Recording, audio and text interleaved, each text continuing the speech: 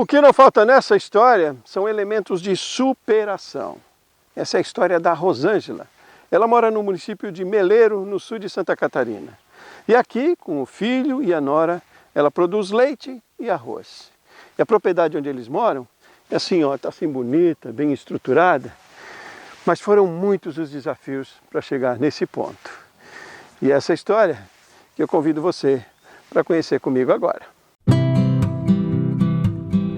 A Rosângela é uma pessoa assim com muita garra e determinação.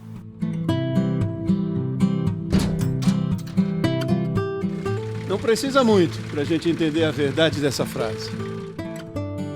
Desde pequena, sempre junto com a minha mãe, na lida com as vacas, minha mãe sempre tirando leite de vaca. O pai era caminhoneiro, mas também gostava dessa lida no campo. Ele gostava muito de vaca também. Rosângela mora na casa em que os pais construíram a vida, onde eles criaram os 7 filhos. O imóvel tem mais de 50 anos. Não tinha energia elétrica na região naquela época. E Rosângela gosta de ressaltar uma preocupação que o pai teve na hora de construir. Meu pai era um homem muito inteligente, com uma visão muito para frente. Ele já fez a casa e já botou todo as encanações. Por dia que viesse a rede elétrica, ela já estava prontinha.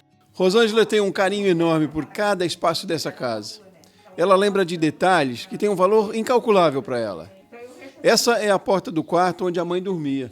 Cada cantinho dessa madeira, dessa porta, ela passava a mão. Tem a mão dela aqui ainda, não tem como esquecer. Rosângela se casou em 1983. Morou com os pais por um tempo. Teve um filho, o Matheus, e depois a família foi morar em outra cidade. Era Paulo Lopes, perto de Florianópolis. Lá eles trabalhavam com arroz. Lá a gente colheu bem. No primeiro ano, assim, foi um arroz maravilhoso. Segundo ano foi uma enchente, perdemos tudo. A situação fez eles voltarem. Só que dessa vez foram morar com a sogra dela. No Rodeio da Areia Turvo. Lá a gente lutou, mas a gente só trabalhava para pagar aquele juro do banco. Pouco tempo depois, Rosângela ficou viúva e com dívidas. Aí ficou eu e meu filho, de 17 para 18 anos. E aí se confirma mais uma vez a verdade daquela frase que a gente ouviu lá no início. A Rosângela é uma pessoa assim com muita garra e determinação. Aí eu disse para o meu filho assim, é só nós dois. Vamos encarar isso aí tudo? Eu estou disposta. Matheus topou, Rosângela buscou informações e juntos os dois investiram na produção de arroz. As dívidas foram renegociadas, tudo ia bem. Fui dando a volta por cima, foi indo. Até que Rosângela precisou cuidar da mãe, que ficou doente. Ela foi para minha casa, nós ficamos 2 anos lá. Mas foi difícil, porque ela chorava muito. A mãe, conta a Rosângela, sentia falta da casa dela, queria voltar para cá. Mais um desafio. Mas essa propriedade, ela estava assim desativada, a casa tudo, já o telhado caindo, era matos, porque não tinha ninguém cuidando, né? Aí eu disse, bah mãe, mas eu ir para lá agora que eu tô me erguendo, tô bem. Não, a mãe quer ir para lá, então eu vou fazer o gosto da mãe, então vamos.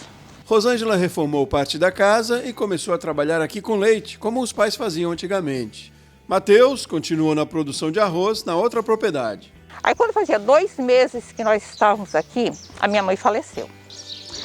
Aí eu fiquei com a minha irmãzinha excepcional, porque eu tenho uma irmã excepcional que mora comigo, de 62 anos. Ela é síndrome de Down. Rosângela tocava sozinha a propriedade e nessa mesma época surgiu a possibilidade do Matheus plantar arroz no Rio Grande do Sul, ainda mais distante da mãe. Que situação? Eu fiquei assim. Aí eu incentivei ele. Não, pode ir que eu fico aqui, eu vou te dar o suporte, eu vou te ajudar. Matheus era noivo e Daiane foi com ele. Eles moraram 8 anos no Rio Grande do Sul. Estavam bem lá. E Rosângela se mantinha com a produção de leite aqui. E tinha um sonho. O meu sonho era fazer a festa de casamento do meu filho.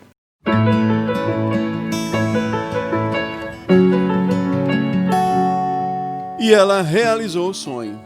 Em 2014, Matheus e Daiane subiram ao altar e fizeram uma festa digna dos grandes eventos. Há quem diga que foi o casamento do ano na região. Mais do que isso para Rosângela. Houve um milagre naquele casamento, porque era um casamento simples e se tornou-se uma festa, assim, que era só elogios. Tempos depois, nasce Henrique, o primeiro neto de Rosângela. O ano era 2015. 2015 foi um ano de alegrias e de tristezas. Imagine por quê. Não seria qualquer coisa em se tratando da Rosângela. Eu descobri que eu tinha um câncer. Aí o câncer, ele estava alojado dentro do nariz.